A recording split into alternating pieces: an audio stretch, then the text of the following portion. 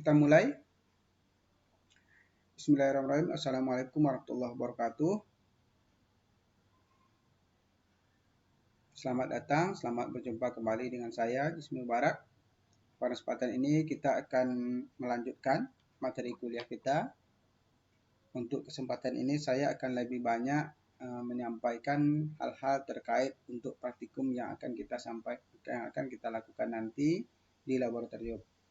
Ini bertujuan supaya pada saat praktikum nanti bisa menghemat waktu, sehingga penyampaiannya saya sampaikan sekarang.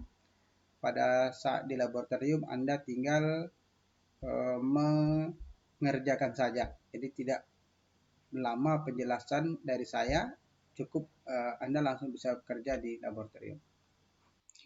Di pertemuan yang lalu kita sudah melakukan praktikum. Dengan menggunakan kancing genetika, kita melakukan praktikum persilangan monohibrid dan persilangan dihibrid. Kemudian untuk pertemuan selanjutnya, untuk praktikum, jadi untuk materi praktikum ini kita pilih-pilih materi yang memungkinkan, yang mudah kita lakukan untuk perkuliahan semi online ini. Jadi kita tidak bisa melakukan semuanya, tetapi kita pilih yang mudah, yang bisa kita lakukan, yang dianggap bisa memberi pemahaman bagi Anda agar Anda bisa menguasai konsep-konsep dasar dari genetika ini. Untuk praktikum yang ketiga, materinya tentang gen-gen yang dipengaruhi seks. Kita sudah berikan contoh kemarin teori bagaimana gen-gen yang dipengaruhi oleh seks. Ada gen-gen yang kelainan gen, kemudian variasi manusia. Untuk kelainan gen ada yang kelainan gen yang ada pada kromosom autosom, kemudian ada kromosom seks atau kromosom individu, kromosom genosom. Nah, ada yang kromosom itu kromosom seks, kromosom autosom, tetapi punya hubungan dengan seks individu. Dia berhubungan dengan jenis kelamin. Ini contoh tujuan dari praktikum kali ini, yakni mencoba menentukan genotip dari diri Anda sendiri. Ini sifat-sifat yang dipengaruhi seks disebabkan oleh gen-gen yang dominasinya tergantung dari jenis kelamin individu. Jadi, sifat ini ada hubungannya dengan seks individu, tetapi tidak terletak pada kromosom seks. Nah, seperti yang saya katakan tadi, dia punya hubungan dengan seks individu, tetapi dia terletak bukan pada kromosom genosom atau kromosom seks, kromosom yang ke-23, tetapi terletak pada kromosom lain, yang kromosom autosom. Hanya saja dia punya hubungan dengan seks atau jenis kelamin. Contoh, jika dia B besar, maka akan memberikan fenotipe botak. Ini dominan pada pria dan resesif pada wanita. Kemudian bila B kecil, maka fenotipenya tidak botak. Kita lanjut. Genotipenya, ini genotipe, ini pria, ini wanita. Jika terdapat genotipnya B besar, pada pria akan memberikan fenotipe botak. Wanita juga botak. Bila B besar, B kecil, heterozigot, pada pria akan memunculkan fenotipe botak, sementara untuk wanita tidak botak. Jika dia B kecil, dimohon dikoreksi, ini maksudnya adalah B kecil, bukan B besar, B kecil. Saya ulangi, maksudnya adalah B kecil. Pada pria, fenotipenya tidak botak, pada wanita juga tidak botak. Ini contoh pertama. Contoh yang kedua, T besar memberikan fenotipe telunjuk pendek dominan pada pria. telunjuk yang jari telunjuk itu lebih pendek daripada jari manis. Dominan pada pria, T besar. Dan resesif pada wanita. Pada wanita itu resesif. Bila T kecil, telunjuknya panjang, lebih panjang dari jari manis. Bila dia T kecil. Genotipnya, bila T besar, pada pria, telunjuknya akan lebih pendek dari jari manis. Pada wanita, juga telunjuknya pendek. T besar, T kecil atau heterozigot, telunjuknya pendek. Telunjuk pendek. Pada wanita, telunjuknya panjang. Telunjuk panjang. T kecil, telunjuknya panjang pada pria. Pada wanita juga telunjuknya panjang. Nah, alat dan bahan. Alat bahan tentu jari tangan Anda sendiri sehubungan dengan telunjuk panjang dan pendek. Nah, cara kerja. Cara kerja, letakkan tangan kanan saudara di atas kertas pada halaman ini sedemikian rupa sehingga ujung jari manis saudara tepat mengenai garis horizontal. Jari-jari saudara harus benar vertikal di atas kertas ini, ada pada horizontal, kemudian dibubuhkan dengan tanda dengan pensil pada ujung jari telunjuk. Jadi diletakkan, kita jadikan saja garis ini sebagai garis standar.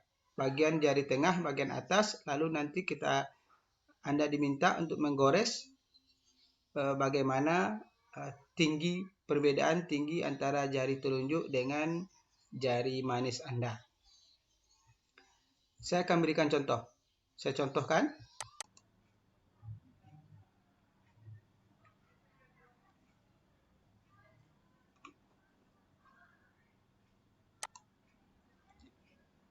Nah, ini contoh. Jadi jari manis kita jadikan seperti ini saja. Jari tengah letak bagian tepat pada garis batas yang di atas. Tangannya secara ini lurus. Kemudian Anda beri goresan tanda di bagian ujung jari. Satu ini jari manis, satu di ujung jari telunjuk. Lalu nanti dibandingkan perbedaannya mana yang lebih panjang yang tali telunjuk dengan jari manis. Ini sebagai tanda. Jadi ini dengan pena ini tanda mana batas ujung dari jari manis dan jari telunjuk.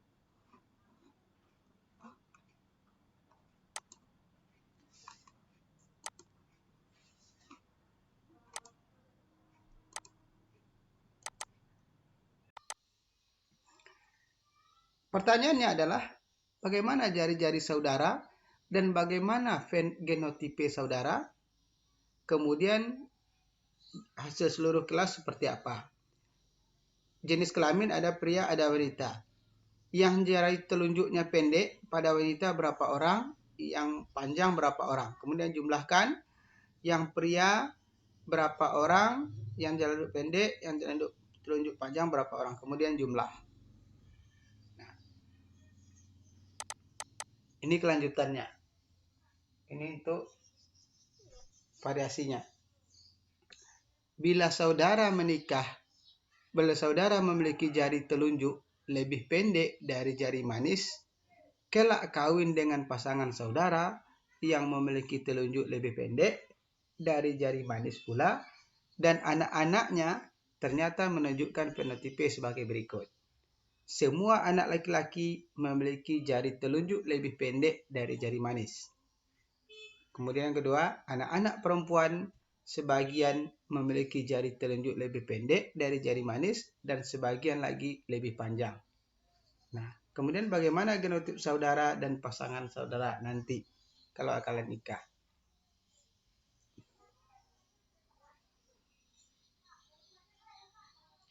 Kita lanjutkan berikutnya. Untuk penentuan seks Drosophila, kita usahakan nanti untuk praktikum paling terakhir. Karena membutuhkan waktu yang sangat lama.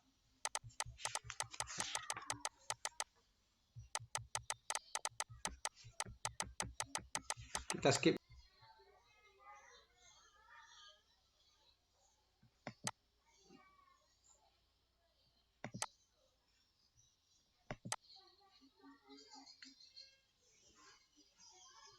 Kita lanjut. Praktikum yang berikutnya, yakni alel ganda. Kemarin di teori saya sudah jelaskan apa itu alel ganda. Pada saat teori saya sampaikan salah satu dari alel ganda itu mempengaruhi warna bulu pada kelinci. Jadi alel ganda adalah biasanya fenotipe itu dihasilkan atau diekspresikan dari adanya dua alel, tetapi 3 alel atau lebih bisa memberikan ekspresi pada warna tertentu pada kelinci. Nah, saya akan menjelaskan di sini bagaimana cara kerja untuk praktikum alel ganda. Kita akan menggunakan pada manusia, alel ganda yang berhubungan dengan manusia.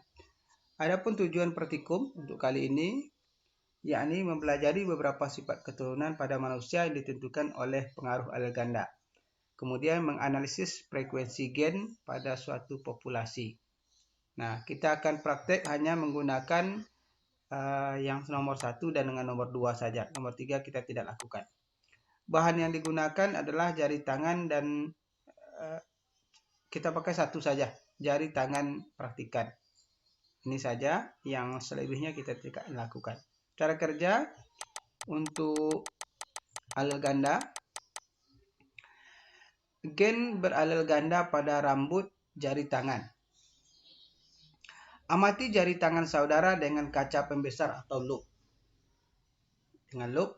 Kemudian tentukan dengan seksama apakah jumlah rambut di antara segmen digitalis bagian tengah jari saudara. Tentukan dengan seksama apakah dijumpai rambut di antara segmen digitalis bagian tengah jari saudara.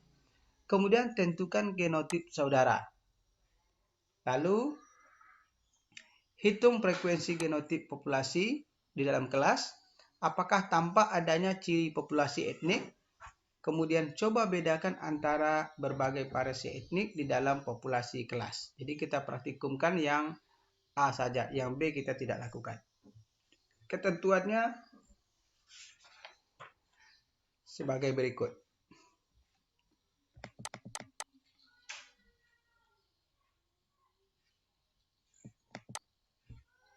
Nah, ini untuk persiapan laporan.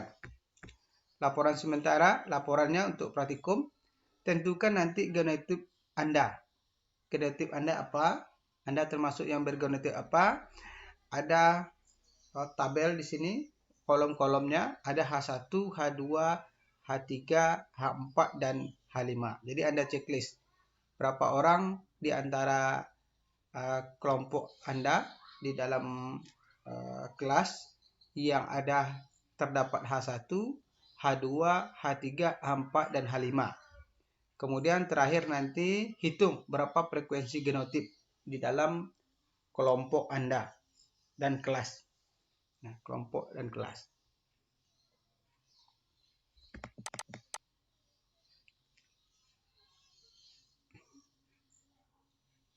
Nah, ini ketentuannya untuk H1, H2, H3, dan seterusnya. Gen beralel ganda pada jari-jari manusia. Genotipnya ini fenotipnya. H1. Jika H1, rambut yang dijumpai pada semua jari. Jadi pada semua jari, kelima-lima jari Anda, itu ada rambut-rambut di antara segmen digitalis. Ada. Kemudian H2, rambut dijumpai pada hanya jari kelingking, manis, dan tengah. Saya ulangi, rambutnya hanya dijumpai pada jari kelingking, jari manis, dan jari tengah. Nah, berarti Anda bergenotip H2. Jika H3, rambutnya hanya pada jari manis dan jari tengah, hanya 2 jari saja.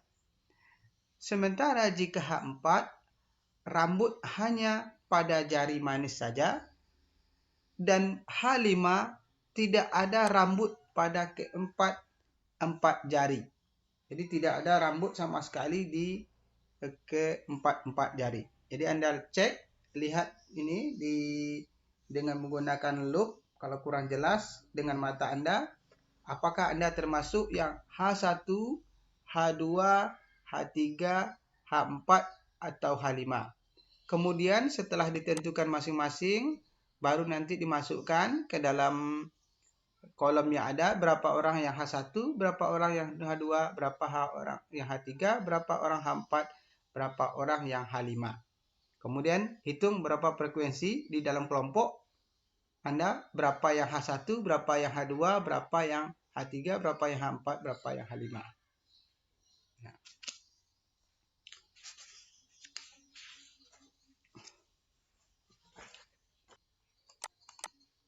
Ini untuk praktikum berikutnya. Jadi kita usahakan 3 materi ini kita selesaikan untuk sekali praktikum. Agar waktu lebih efisien, lebih hemat. Variasi pada manusia dengan menggunakan cakram genetika. Tujuannya mengamati keragaman atau variasi fenotipe pada manusia. Makhluk hidup memiliki variasi yaitu keanekaragaman pada manusia merupakan suatu rentang dari karakter-karakter yang dapat diukur baik secara fisik maupun mental. Variasi karakter secara fisik dapat dilihat melalui fenotip. Beberapa karakter yang diamati pada praktikum kali ini adalah rambut lurus atau tidak, ujung daun telinga bebas atau tidak, lidah dapat melipat atau tidak, kemudian berlesung pipit atau tidak. Nah, gambar di bawah ini memberikan ilustrasi mengenai karakter-karakter tersebut. Kemarin secara teori kita juga sudah jelaskan, ada lobus telinga. Ada yang lobus telinganya bebas, kemudian ada lobus telinganya yang melengket atau melekat. Kemudian untuk variasi manusia, pada manusia lainnya ada yang kemampuannya mampu melipat lidah. Melipat lidah, menggulung maksudnya. Kemudian ada yang melipat sangat dengan lipatan yang tinggi.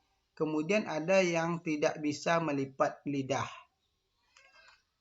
Kemudian ada lagi variasi yang lainnya adalah arah dari putaran rambut atau kisaran rambut. Ada yang arahnya searah jarum jam, atau ada juga yang arahnya berlawanan dengan jarum jam. Ini terbalik ya gambarnya ya. Ini harusnya seperti ini, seperti ini. Ini seperti ini. Ini berarti mengikuti arah jarum jam, ini yang tidak mengikuti arah jarum jam. Jadi kisaran rambut itu yang ada di kepala ada yang melawan atau berlawanan arah jarum jam, ada yang mengikuti arah jarum jam.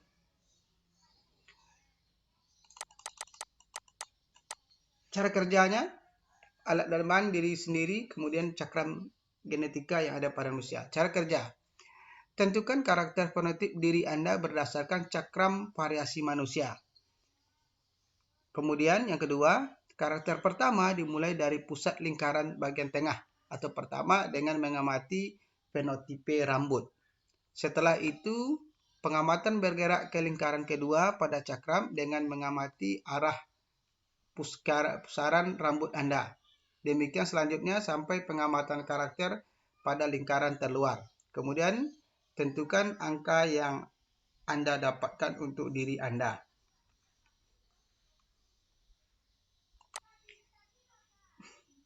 Nah, ini nanti pertanyaan yang dijawab setelah praktikum. Bagaimana pelaksanaannya? Nah, ini saya berikan contoh dulu.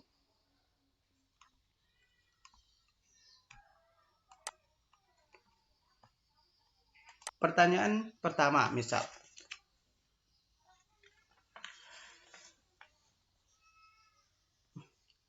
Tentukan karakter fenotip diri Anda berdasarkan karakter cakram genetika. Kemudian karakter pertama dimulai dari pusaran lingkaran bagian tengah ini.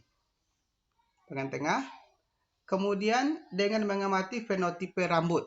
Ada dua di sini. Satu rambut keriting, satu rambut lurus. Rambut lurus. Nah, Anda memiliki rambut, apakah rambut keriting atau rambut lurus? Dua saja. Kemudian misalnya kalau rambutnya keriting, misal saya rambut keriting Pak. Lalu lanjut ke tahap berikutnya. Lingkaran rambutnya seperti apa? Apakah lingkaran rambutnya arahnya rambut ke kanan? Ke kanan berarti mengikuti arah jarum jam, atau ke kiri melawan arah jarum jam.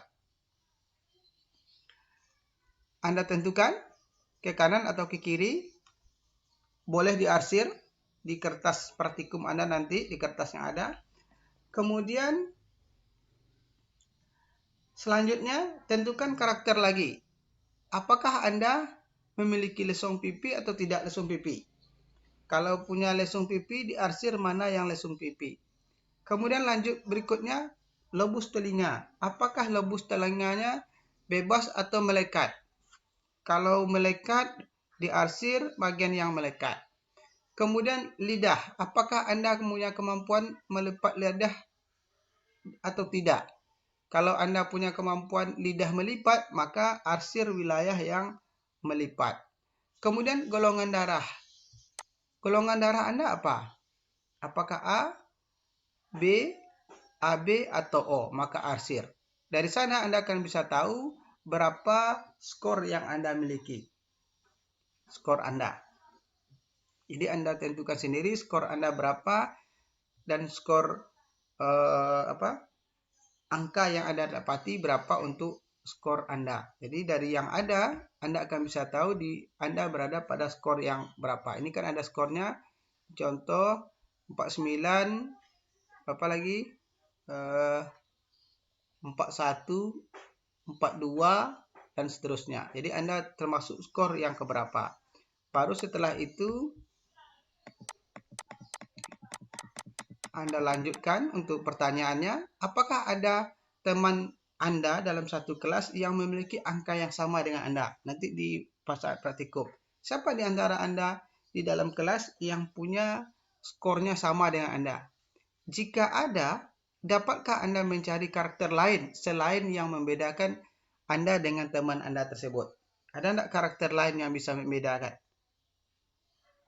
Nah, kemudian bagian kedua, bagaimana karakter yang dimiliki oleh orang dengan angka 40 dan 80. Jadi Anda lihat di cakram tadi, kalau orang 40, 80 seperti apa karakternya? Seperti apa fenotipenya? Nah, ini untuk materi praktikum kita pada minggu ini. Jadi kita harus padatkan materi praktikumnya. 3 materi kita praktikumkan dalam 1 kali pertemuan. Demikian untuk pertemuan kali ini. Pada praktikum berikutnya kita akan melakukan uji tes buta warna. Demikian saya tutup. Assalamualaikum warahmatullahi wabarakatuh.